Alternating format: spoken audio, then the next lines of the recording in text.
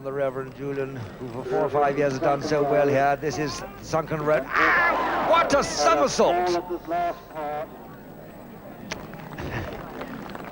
Oh dear, oh dear. And he bows out.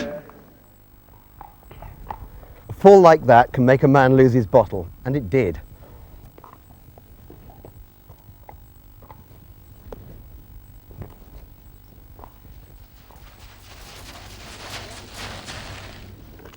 Like quite a lot of event riders, the show jumping was not exactly my strong point. So seeing horses like Milton, Japaloop and Gem Twist can really take your breath away.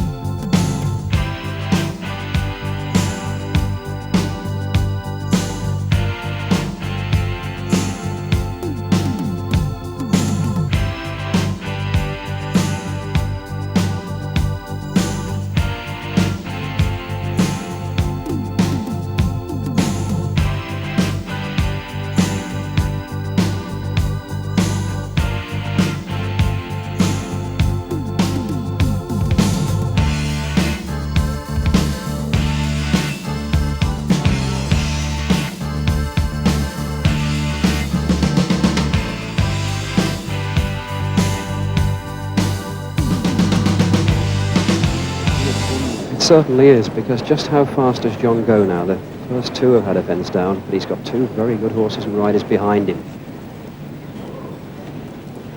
He's got to win this from the front now, if he's going to do.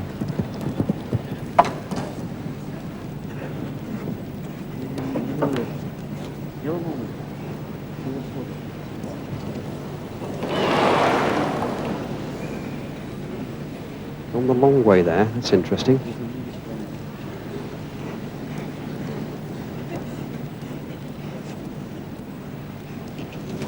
Oof.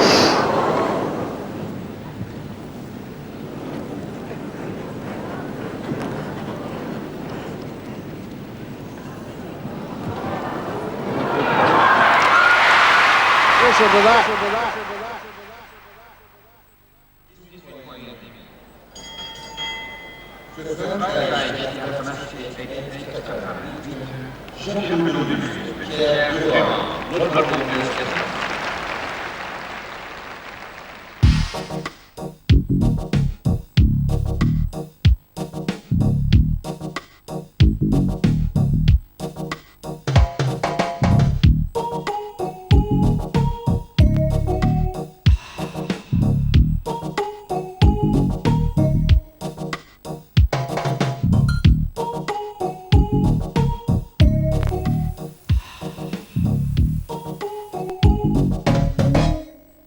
John would have expected to jump a clear round on this one, and indeed we're about to see a real exhibition of show jumping.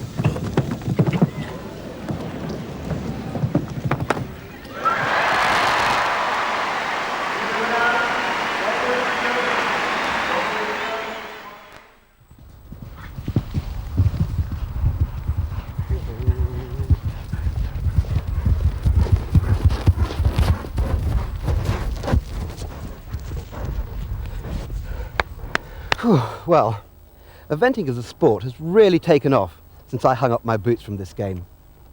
There have been stars like Ginny Leng, Ian Stark and Mark Todd. And anyone who can get on a horse just a week before badminton and give it a performance like this has got to be an equestrian genius. 5, 4, 3, Like you, quartermaster, One. well over the Go. corner of Good the luck. victory speed. Well, it won't be the first time that Ginny Leng, Ian Stark and Mark Todd have done battle. We've got a fascinating 12 minutes ahead of us.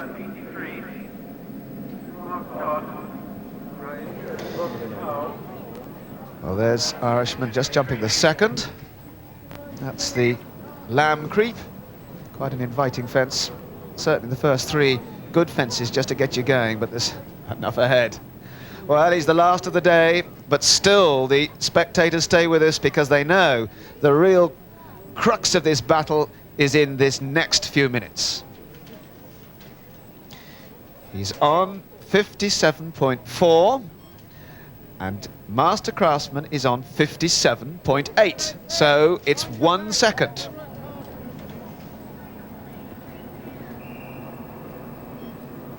But if anyone can do it with 1 second to spare, it's this man. And remember, he sat on this horse for the very first time on Tuesday. Well, now the quarry. Quartermaster here, the second Luckington Lane crossing. Comes to the Meat-Eater Bridge. This is the sort of fence where you've got to know your horse. Toddy doesn't take long to get to know it, that's for certain. At the British Horse Society quarry, fences 67. Mark Todd. Well, he's the course virtually to himself. Mike Huber, of course, near the end. Previous winner of the Whitbread Championship.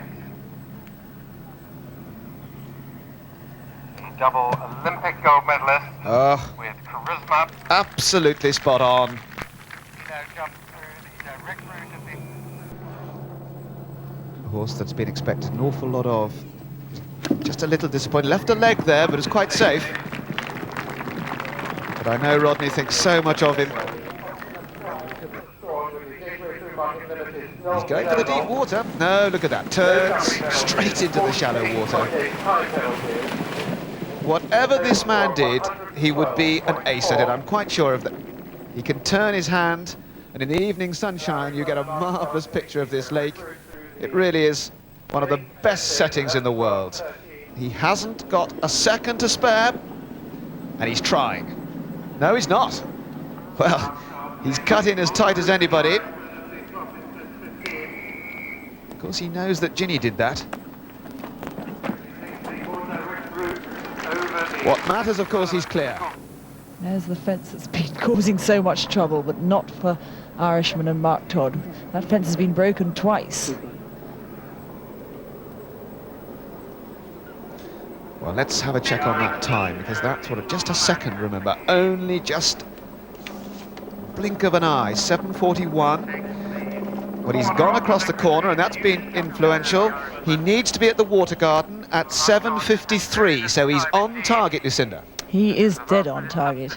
This is the double gold medalist at his best. He's riding a good horse, for sure he is. But neither of them know each other. And yet he's instilling such confidence, Irishman, that he goes every bit as well as he goes when his owner rider for many years, Rodney Powell, rides him. Well, when we were watching the Olympics with Charisma, we were checking his times through every part of the course, and he was literally spot on every quarter marker. And in fact, he's just about 4 or 5 seconds up on our check time at the Water Garden.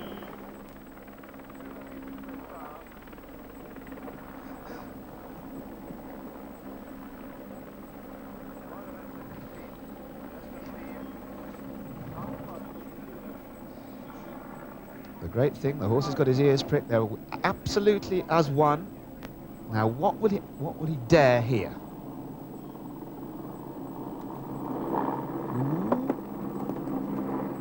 Playing safe. But what do you notice? Rather like Leslie Law, he just doesn't waste a centimetre.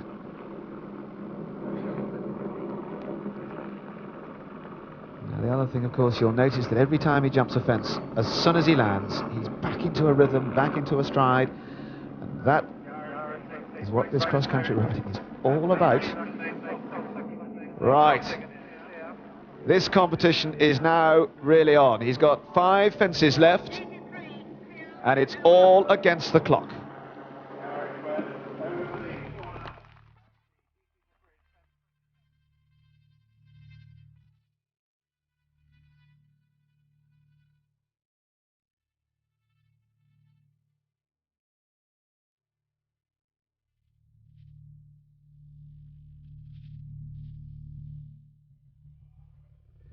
Might just have to take a risk at the last if he's going to do it. 15 seconds left. Now, all the way home. He's going to Oh, look at that for timing. Going on here, this is the first start. Going on here, this is the... Jenny, coming to the lake. Get him in and get him out. Isn't that great? Crafty looking full of running.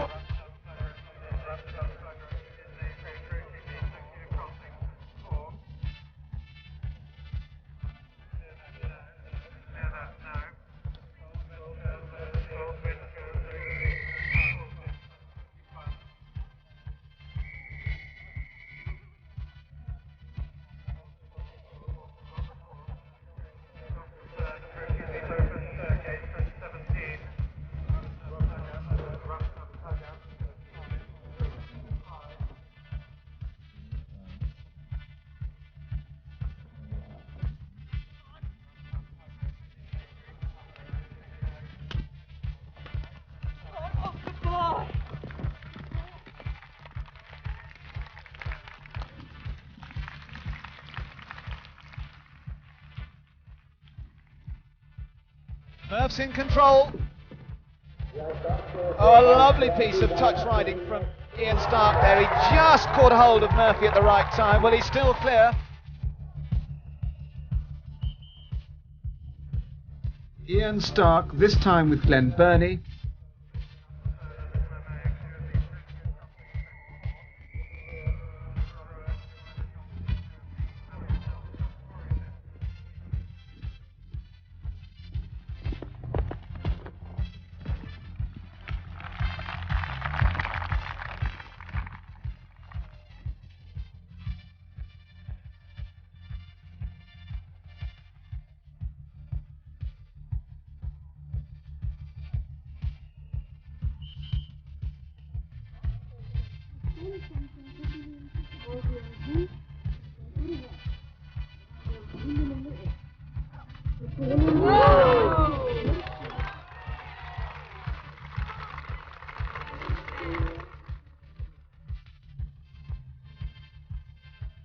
Mark Charisma up to the quarry now.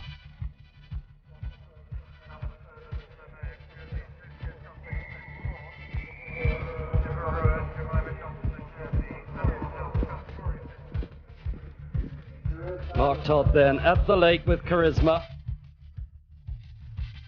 Absolutely superb bit of riding. Well, if you thought that was impressive on the cross-country course, what about bareback puissance over fences bigger than this?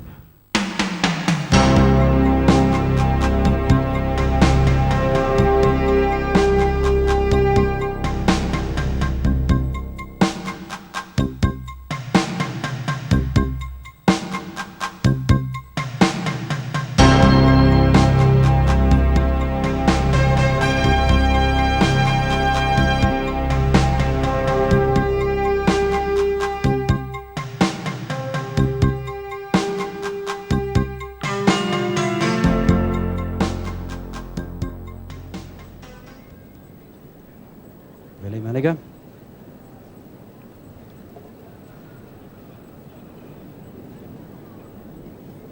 Winner last night.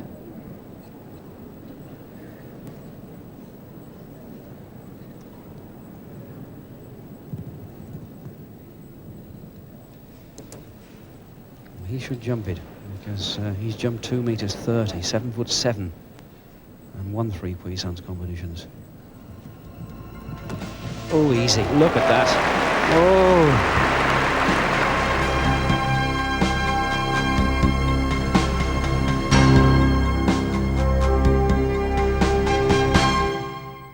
so easy. Top riders make fences like this look easy, but it doesn't always go to plan.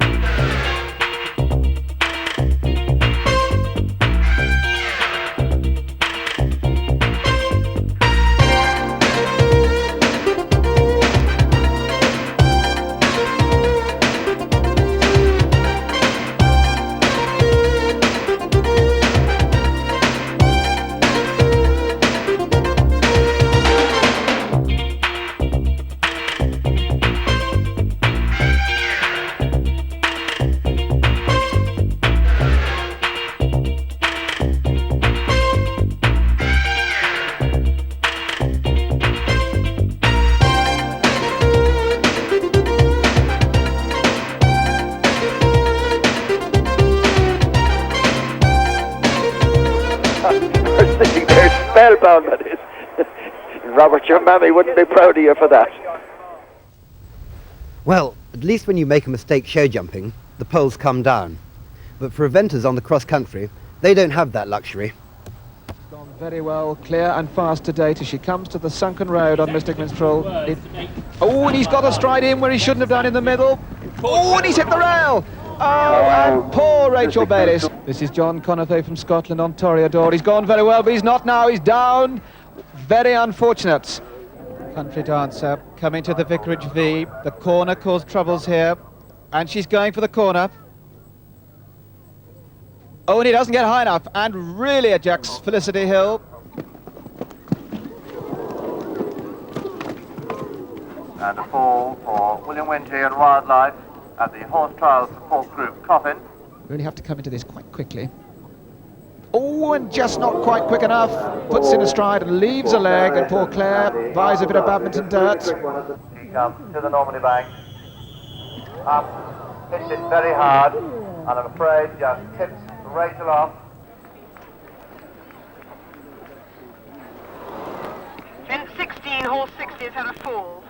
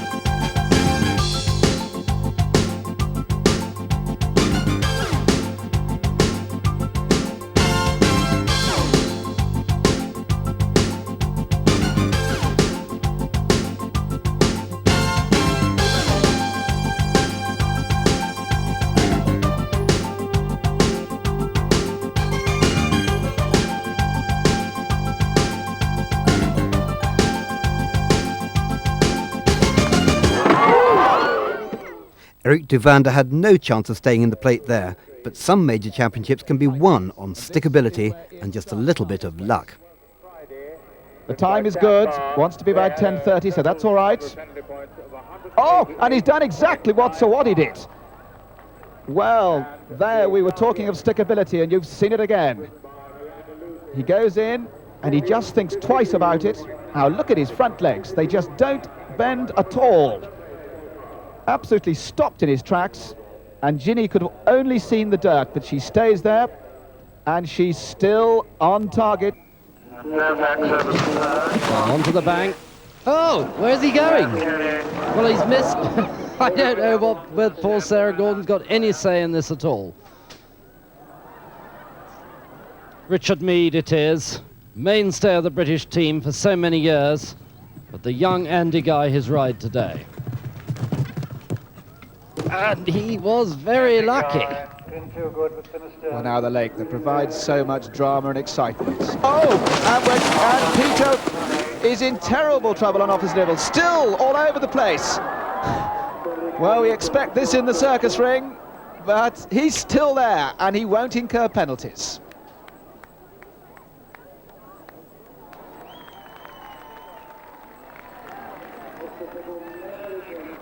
Bruce Davison with J.J. Babu because he was ninth equal at the end of dressage. This is the moment for him to push the pressure on and catch up.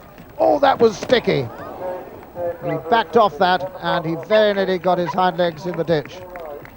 Madeline Gurdon at her first badminton on the family favourite, the done thing. Into the quarry, a very, ooh, nasty moment, but beautifully recovered. Now that'll give her confidence. Well, Ian Stark going very nicely with himself. We would hope that he's up to that optimum time. Oh, right on the corner, on the buckle. Oh, Lorna. Yes, he had a lucky moment there, didn't he? But you've got to have a bit of luck in this game or we'd never get round, any of us. It's just tried to take a stride. It's a very long bounce in between the fences. It's 4 and a bit yards. And he takes a little tiny stride and hasn't enough room to get his front legs out in time. Ian sensibly lets him have his head and lets him get on with it. From New Zealand, Mark Todd, and he's so nearly down. He jumped right across that footbridge, which is really impressive when you see it on feet, and he got away with it and going a great gallop on this Southern Comfort that he only bought 3 months ago. What a great effort, and this is only the 3rd time that he's ever ridden in a 3-day event. Hugh Suffin on Madrigal. For Ireland, he's already had 1 refusal, and he very nearly had a ducking, and he's still in trouble. But he's taking the easy way out of the lake, the left-handed way over the upturned boat. And oh, he's gone! No! It's 64s if he touches the ground. Will he get back? Yes, he's made it! Cheers from the crowd as Hugh Suffin regains his seat.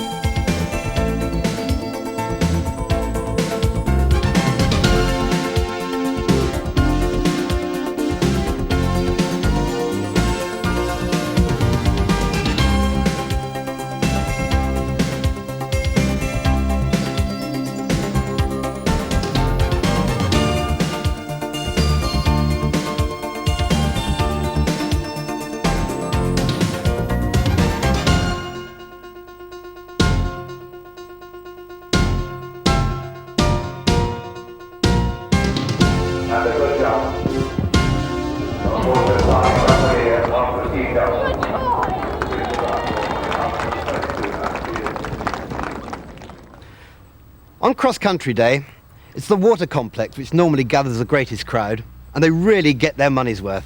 Well, here's Helen Ogden, and she fell here last time, and she's going to again. Well, that's 2 duckings in a day. Here she comes. We're going to see her through again. She comes in, looks absolutely right for it, and then jumps too big, and then down she goes. Well, poor Helen Ogden. Let's see what the pole can do with it. The second Polish horse, Lagar. Yes? No! Oh, well, that was the clean nearly stood up with him still on board. No possibility of a refusal, but that's 2 poles out of 2 down in the water. And Woden from Belgium, Willie Schneers. The Belgians not having a great time, and that has really put the seal on their day. Well, there's no doubt that this European Championship has proved an absolute triumph for English-bred horses, and this is another. Now in the hands of the Dutch rider, whoops, and it's a ducking for the Dutch rider. Here then is Johnny McIrvin at the water. Oh, and yes, he's gone. Well, that, of course, is just what the crowd are here for. I hope Johnny's all right. He's certainly got his arm trodden on. Yes, I think he is going to be all right. Oh dear, now where is Hamlet going?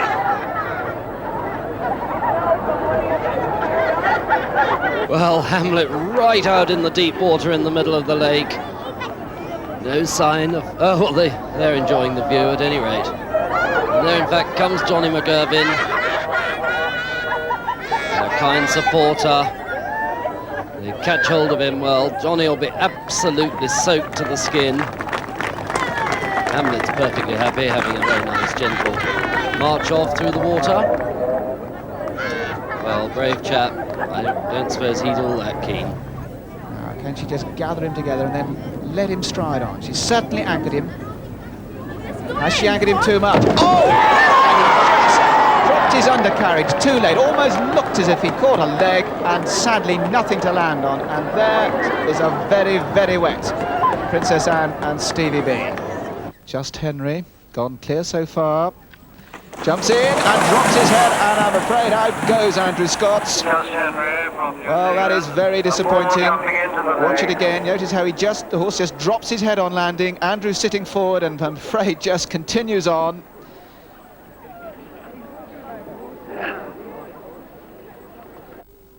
Coming to the lake. Still a huge crowd waiting for the end of this marvellous day's sport. Oh, right up in the air. Oh, Richard had absolutely no hope. Don't think he's hurt, but he's absolutely drenched. It must be pretty chilly, and Andy Guy, I think, has disappeared. And Richard, yes, I think he just about sees the funny side of it. Well, where is Andy Guy? Richard's going out. It's a big lake. No, he's still in sight. Richard's, I think he might get him by the tail with any luck.